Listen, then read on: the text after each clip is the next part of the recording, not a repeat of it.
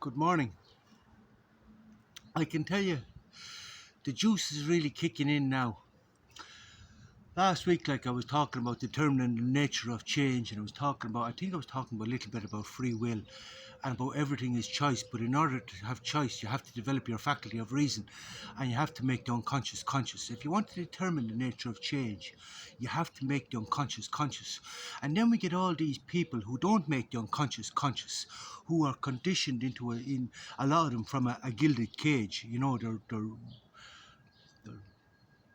a gilded cage, we all know what a gilded cage is, but a lot of them are expected to conform in certain manners and everything else. And then they develop these hierarchical systems or become a part of these hierarchical structures, academic hierarchies, where they very quickly turn around and tell other people, oh, we have no free will, we have no free will. Sam Harris is a perfect example, but let's not go into Sam Harris, but he's a perfect example. A man that will very quickly to tell everybody how it is. Another Freud tell everybody how it is based on the parameters of his cognition. But anybody who's outside the parameters of his cognition is insane. They're insane. Yeah, but as Marcus Aurelius said, I'll gladly be insane. I'll gladly find myself comfortably among the ranks of the insane. But anyway, I was talking about the juice. And last week I started on the HRT, on the bit of therapy, and I said that anything that we ingest will determine the nature of change. So if we want to determine the nature of change, or if we want to create a construct to match a concept, for example, I have a concept, I know exactly how I want to look. I know I want to look 90 kg, six-pack 90 kg, lean 90 kg. This is what I stated from the side. So I'm sharing the concept, and now I'm building the construct. But I'm going well, because that little 1 mil of synthetic compound has made some difference. That's just 1 mil of synthetic compound has made such a big difference. I was in the gym training yesterday now, and I really found I can train. It's all coming back to me now. But the first thing that's coming back to me now is the animal instincts are becoming more prominent. They're really beginning to rise. Now, for those of you who would have higher testosterone levels than others, you would be able to relate. But the effeminate men, they wouldn't be able to relate. There's lots of these academics are effeminate men. I'm going to say Peterson is one. Now, I'm not going to start attacking Peterson again, but he's one. And he's another fraud, because Peterson saying that he's on a complete meat diet. I remember in one interview, the interviewer asked him, man, are you still eating only meat? Are you still eating only meat? And he says, yes, only meat. That's all I eat is only meat. It's better for my health. But he couldn't be eating only meat, because if he knew anything at all, he'd know that an only meat diet will cause a lot of ketones in the blood, and ketones are poisonous.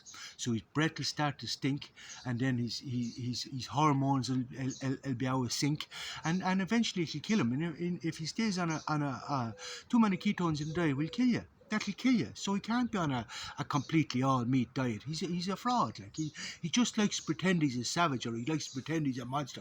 Oh, you have to be a monster, but he's not a fucking monster. He's a fraud. He's a charlatan. But a lot of these effeminate men they try to relate, but you can't relate. You either are or you're not. But if you're not well, you can do like me, as I say, like, you know. Well, I always had high testosterone levels anyway, because I used to have a savage temper. And then when I started on the steroids, I had to learn how to control that temper. And that was one of the great things about steroids. And I had to learn how to control that temper, or else I knew well I wouldn't be able to stay on them. And this was before I ever came to stoicism. I had to learn how to control this temper. I had to learn, and not suppress it, but I had to learn to manage it in a way that wouldn't result in depression or an underlying current of anger. But a lot of this was seeking to understand. But anyway, let's not go there. I want to talk about this, about sublimating these animal instincts.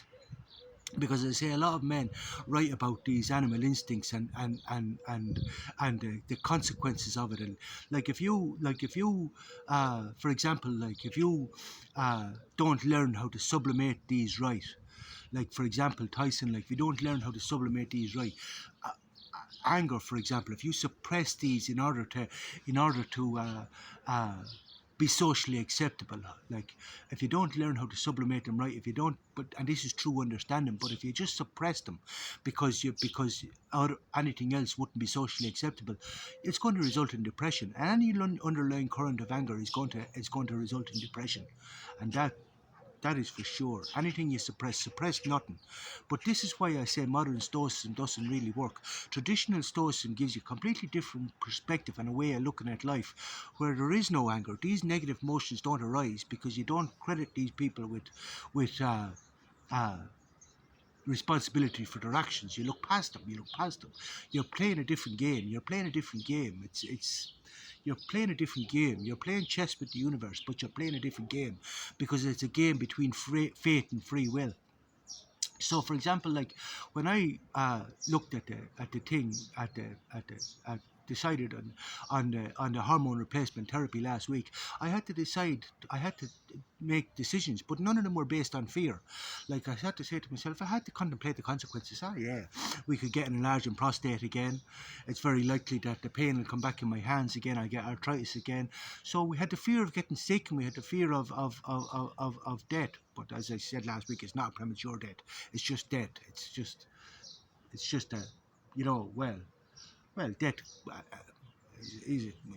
Obviously, if you have a large prostate, well, it's inevitable to say you're going to die. But as I said previously, when I had it before, we're all going to die. But I just said to myself, as I remember, I went to the doctors before to get an X-ray on the hands to see what was wrong with the hands. I needed an X-ray to see what was wrong with the hands. And as the doctor said to me, "No, that's from taking all the steroids. Are you sorry now?" And I said, "No, I had a great time."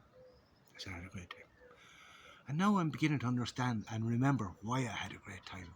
Because when these animal instincts rise and you learn how to sublimate them, I can tell you can live with a lot more intensity, a lot more courage. You have courage to live, and you can live with a lot more intensity. Like a Viking, you can live with a lot more intensity. And you might ask me, what's involved in sublimating? Well, they affect your libido for starters. Now, a lot of people say, "Oh, your libido, that's your sex drive." No, that's your ambition as well, and it all depends on how you use it. Your ambition and your drive, and your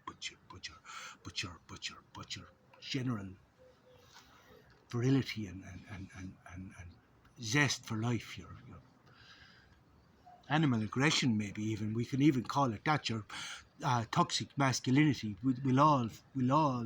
All these will levels will elevate. Your testosterone levels elevate basically.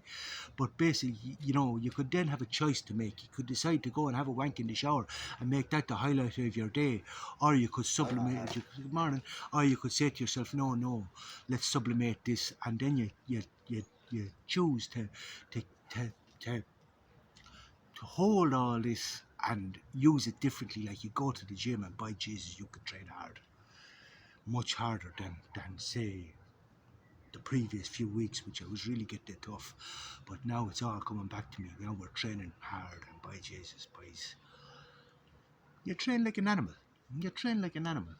And the important thing to learn then, and where people used to make the mistake before, and a lot of young lads used to make the mistake, they used to say the more the merrier, and this is the big mistake, because that backfires on you. That then it only aromatizes, and you get your estrogen levels rise. But the whole thing is to stay conscious of how you feel and stay conscious of the test levels. So, for example, now the next one now will be tomorrow. That'll be a 10-day gap, and then I might open it out to 2 weeks because it builds up in the body as you progress. So you have to stay conscious, and you don't want the levels to go too high. You have to keep it at a level that's balance. You have to keep your levels balanced, in that you can train hard and everything else, because you don't want it to backfire on you. You don't want it to aromatize, and you don't need it, and you don't need it to be going around with a big whiskey face. You don't need the blood pressure to go up through the scocks or anything else. You have to keep everything in balance. Now my hands started to get sore again, but that's perfectly okay. What you do is you just mitigate that. So the first thing, I used to use 1 sugar in my coffee in the morning. The refined sugar's gone. I'm taking out all refined sugars. Saturated fats, I'm taking out all saturated. I'm lowering the saturated fats. But so, for example, this week I'm off meat. I'm on lentils and rice and vegetables. and I'm having a protein shake in the gym. So we'll cycle the meat. I'm not sure how long I'm going to be staying on that. It depends what my soul says, because yesterday we were in the shop and I headed for the meat counter and my soul says, no meat, but me agree no meat. And I said, yeah, no, I'm not going near the meat, I'm not going near the meat.